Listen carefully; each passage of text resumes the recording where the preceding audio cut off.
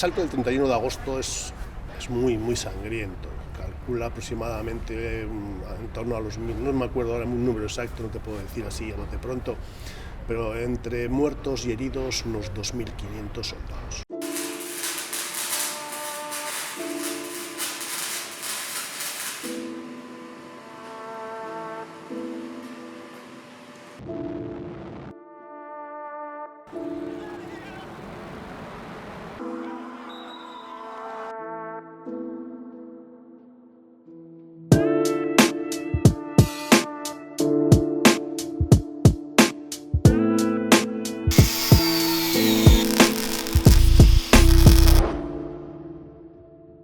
Estamos aquí en el Cerro de San Bartolomé, sitio emblemático, con José Mari Leclerc, historiador y arqueólogo, y medalla al mérito ciudadano por tus estudios del 31 de agosto y de otras cosas.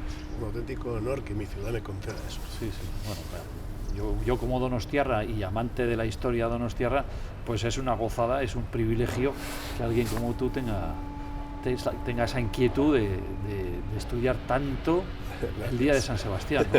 El día de la quema y de la destrucción, ¿no? El 31 del 8 de 1813.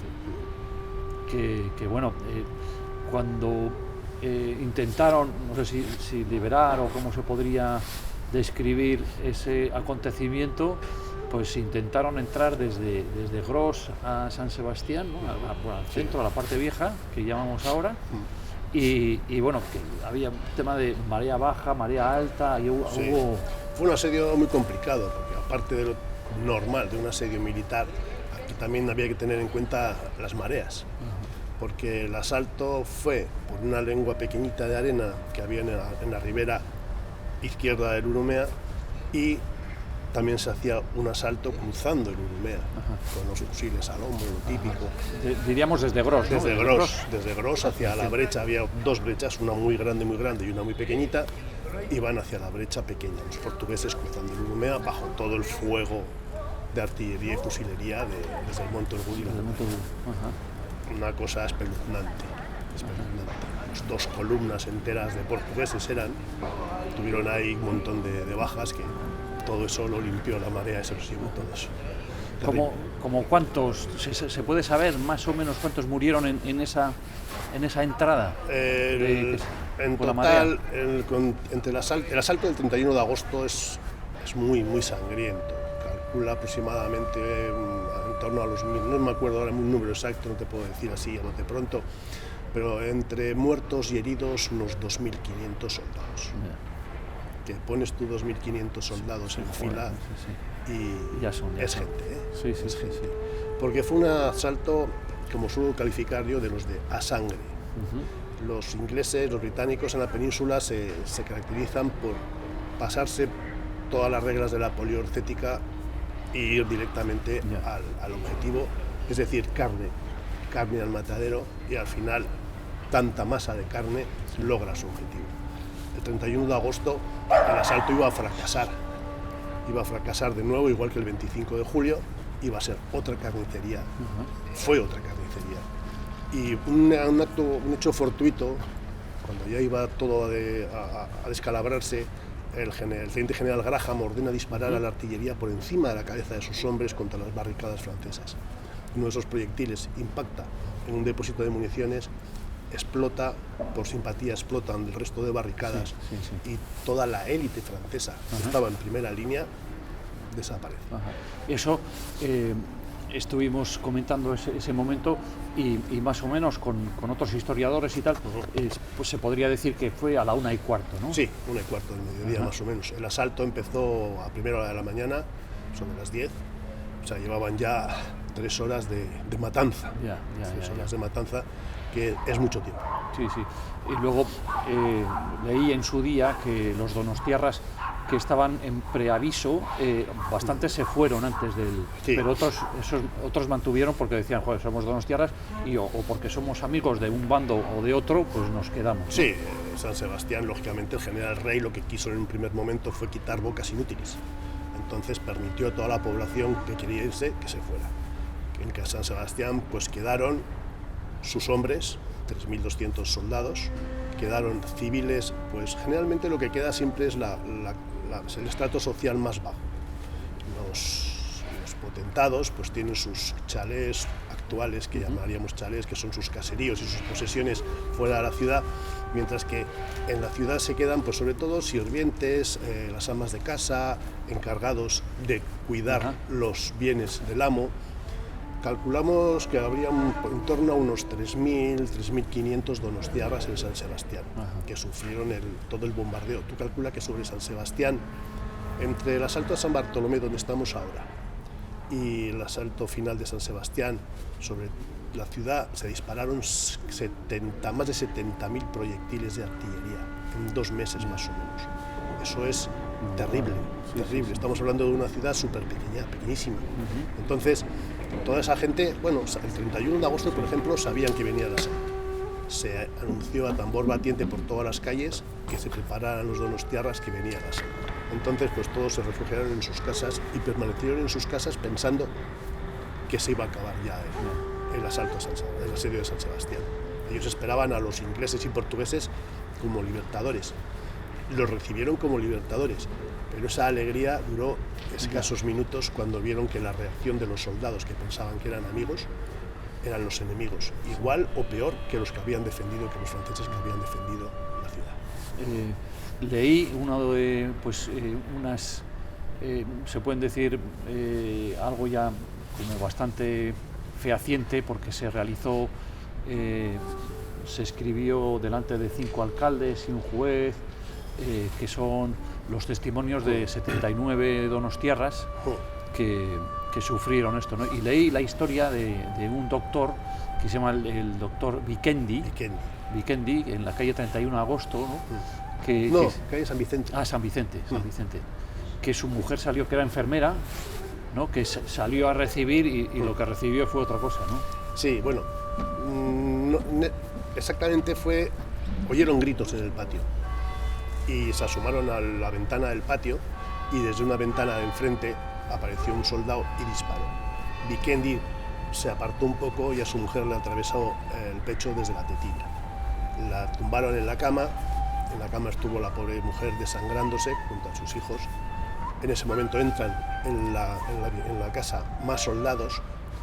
Uno intenta violar a la pobre mujer agonizante. Afortunadamente llegan otros soldados y lo quitan del medio y ahí fallece la mujer de Vikendi, que era un médico militar español, aunque según mis documentaciones podía incluso haber estado ayudando o enrolado dentro del ejército francés. Y fallece la mujer. Al final el pobre Vikendi logra, por mediación del párroco de San Vicente, donde habían estado ayudando a los británicos prisioneros, logra enterrar a su mujer así en plan rápido, en el atrio de la iglesia. Es espeluznante. Pero no es el único, sino que hay más graves todavía, que vamos a dejar que la gente lo pueda leer. Sí, yo recomiendo que lean el estudio que hay sobre los 79 testimonios, que lo puedes encontrar en internet. Y también está en tu libro. En mi libro no puse todos porque es una documentación que está accesible a todo el mundo. Simplemente a la hora de narrar los hechos, pues escogí algunos de ellos para que la gente fuera entrando un poco en ese infierno que se vivió en San Sebastián, porque fue un auténtico infierno. Hablábamos un poquito de lo anterior, del asedio, de lo que ocurrió, y después también qué ocurrió con los donostiarras que deambulaban por ahí, ¿no? que parecía que eran muertos vivientes. Sí, es terrible. Vamos a ver, si nos limitamos a las cifras de los muertos civiles durante el asedio, no son muchos. Si coge los 79 testimonios, ronda el medio centenar. Pero la verdadera mortandad se produce después. ¿Por qué?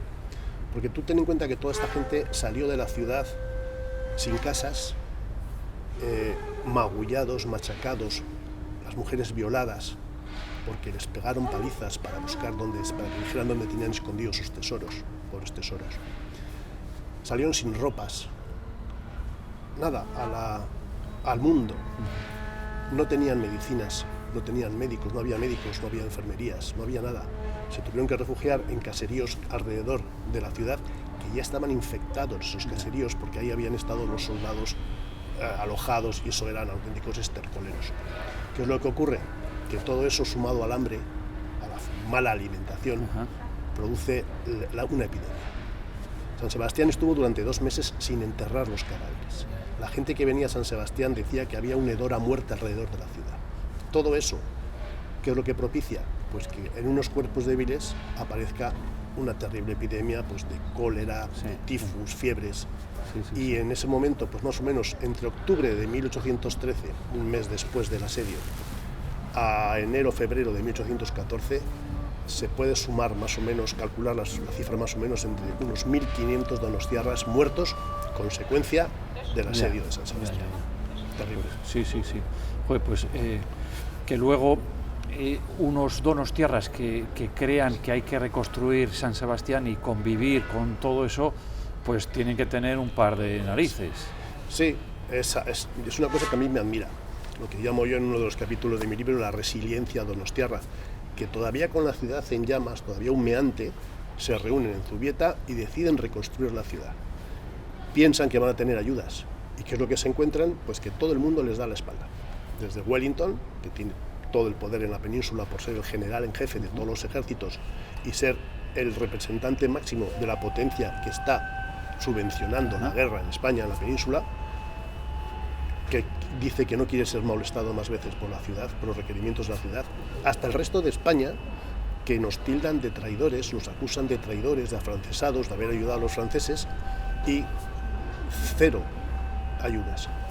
¿Qué ocurre? Pues que la actitud de la ciudad, en un principio servil, de es un mal por el bien de todos, asumimos este desastre por el bien común, va cambiando.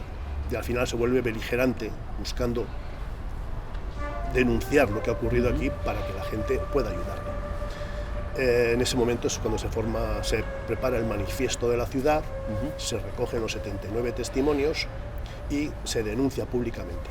San Sebastián tiene una deuda histórica que a mí me duele que no exista.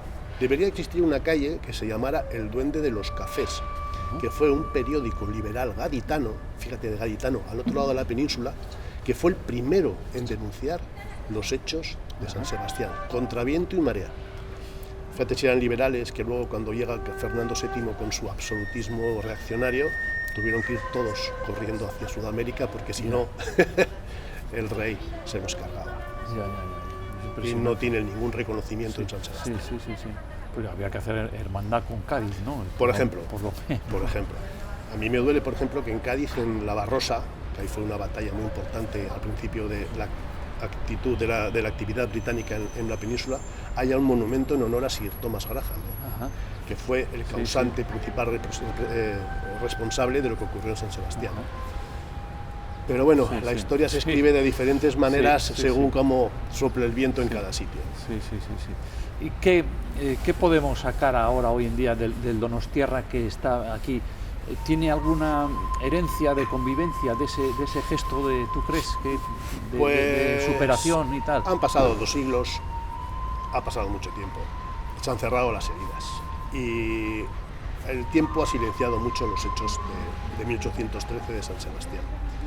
Yo siempre he estado luchando para que vuelva a resurgir esa historia, esa memoria histórica que tenemos que tener todos los donostiarras, no solo porque lo que ocurrió en nuestra ciudad, sino también por reconocimiento a los donostiarras que tuvieron el coraje de volver a hacer resurgir esa ciudad. San Sebastián tenía que haber desaparecido, tenía que haber sido un solar tierno, y la resistencia de ese coraje, esa cabezonería de decir esto no puede terminar aquí, fue lo que hizo que resurgiera la ciudad.